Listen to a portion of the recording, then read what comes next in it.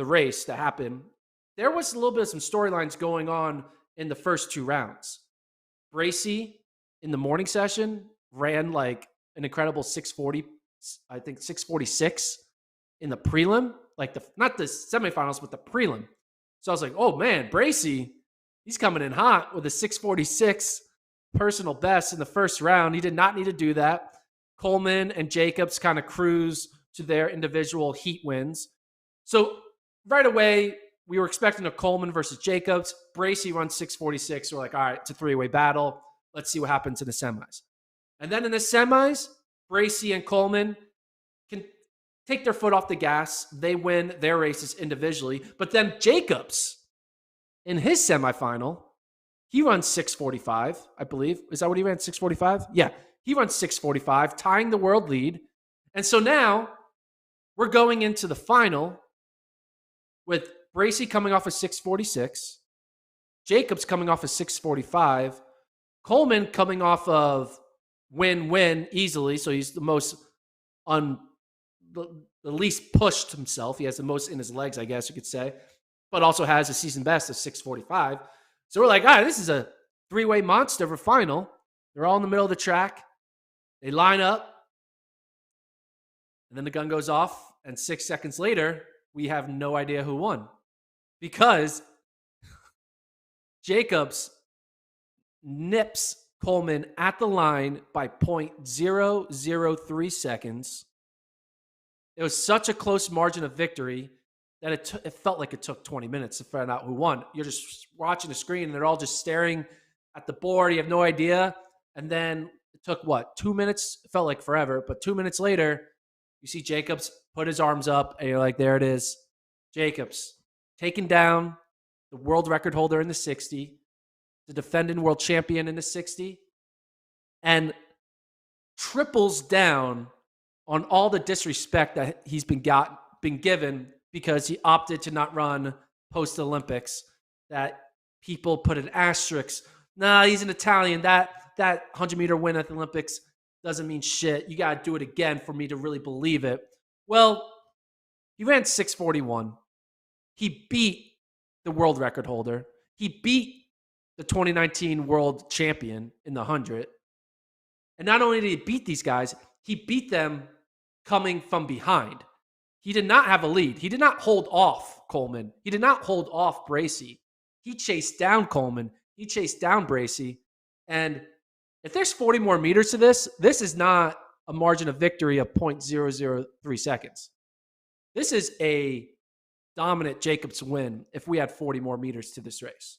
Obviously, things change when you're racing for 60 versus 100. You're going to have a different strategy and all that. I get that. But the immediate reaction to this was Jacobs is the guy. It is not Coleman. We kind of were all just knighting Coleman as the guy because he was undefeated in the regular season. And we were just thinking, Jacobs, you still have to prove it to me. But this is it. He did at the biggest moment, a world championship, obviously indoors. It's not outdoors, but whatever. For what we got here, he straight up beat Coleman. The people who weren't in this race, Bromell is not the 100-meter favorite. Curley, I guess technically, is the one main missing piece. Curley, DeGrasse, and Lyles. Lyles wasn't really a 60, so that was a non-factor. DeGrasse, maybe. But DeGrasse, I feel like, is more of a 200 guy. Curley, which I want to talk about, he low-key just ran 20 flat in a 200, like today in Arizona. But I digress. It's about Coleman. It's about Jacobs. Jacobs runs 641, tied for 4th all-time behind the Americans, or 4 Americans, Coleman, Green, Baker, and Kaysen. But man, I mean, once I started the podcast, a lot of egg on our faces for doubting Jacobs' ability. And this was kind of the best result that Jacobs could have hoped for. It's a good result for Coleman. Like, Coleman can't walk away from this race being like disappointed. He's coming off a year and a half of not racing, and his first season back within a few months, he loses by 0.003 seconds to the Olympic champion, and he runs 641 just a a few hundredths of a second off his world record. So Coleman, even though he got beat, he can kind of go home with be like, I mean, if you told me you're going to run 641 and have a tough loss, I think he'd take that going into the outdoor season. Bracy, he's going to take what he got. Looks like he was injured early in the season, but comes on hot, runs back-to-back PBs in Belgrade, gets a medal. The only guys he's losing to are the 2019 World Outdoor Champion and the 2021 Olympic Champion. So it's like, all right, he's only getting beat by studs. So Bracy has that confidence. So everyone's kind of coming out of this with a lot of confidence, but Jacobs is coming out with the FU confidence, like show respect confidence, which I love. And I hope he kind of leans into it. I want him to start talking shit. I don't know if he will. I don't follow him that much on social media, but it'll be great if Jacobs is like, oh yeah? Asterisks, huh? Huh? Well, what's 2 for 2 now? All right. You know, of course, being the way I talk on the internet about track and field, as we get closer to July, I'm probably going to talk myself out of Jacobs. I'm going to talk myself into a Coleman or into a Curly, and he's going to have that chip on his shoulder again. And I'm going to be like, well, 2 for 2. The second one doesn't count because it's indoors. You got to really go 2 for 2 outdoors. And then, you know, the whole narrative I'm going to have to create to make it to disrespect Jacobs again is probably going to come back. I'm just being honest with what's going to happen in my brain and how it works. But like I said, I think all three can come away from this race with, you know, not happy, but like, hey, it's not awful. 641 is not awful. 644 is not awful. And Jacobs, obviously, he has nothing awful because he won. So anyway, I don't know what else much you can add to a 60-meter race. It's crazy that a 6-second race can elicit so much emotional reaction. It's just a 6-second event. You know, you watch like a 3-hour baseball game or 2-hour basketball game, and there's so many ups and downs, runs, and, you know, watching March Madness is making my brain kind of melt this past 2 days.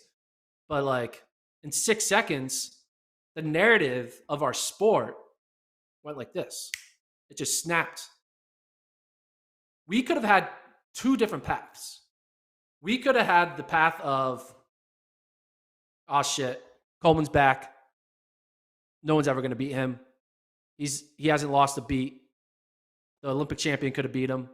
And Jacobs, you're what have you done for me lately? It's going to be like, talk to me when you beat someone of Coleman's caliber. You beat a 400-meter runner and Fred Curley. That doesn't count, obviously. Fred Curley's not just a 400-meter runner. He's one of the greatest of all time. But, you know, that would have been the narrative. So it could have been that.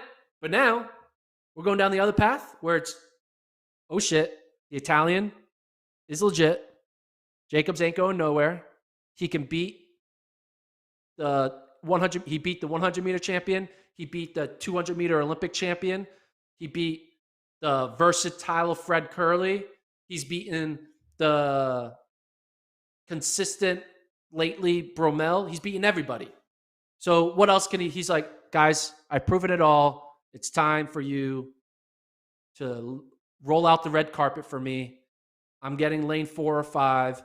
When it comes to a Diamond League and me and Coleman and Curly are on the start line, you know who you're asking first for the lane preference? It's me. It's not Coleman. It's not Curly. It's me. Up until Worlds where, you know, the narrative can then change again. You know, hell, Arian Knighton can come out of nowhere and be like, hey guys, remember me? I was 17 last year. Now I'm 18. And now I'm going to freaking run 19.4 in the 200.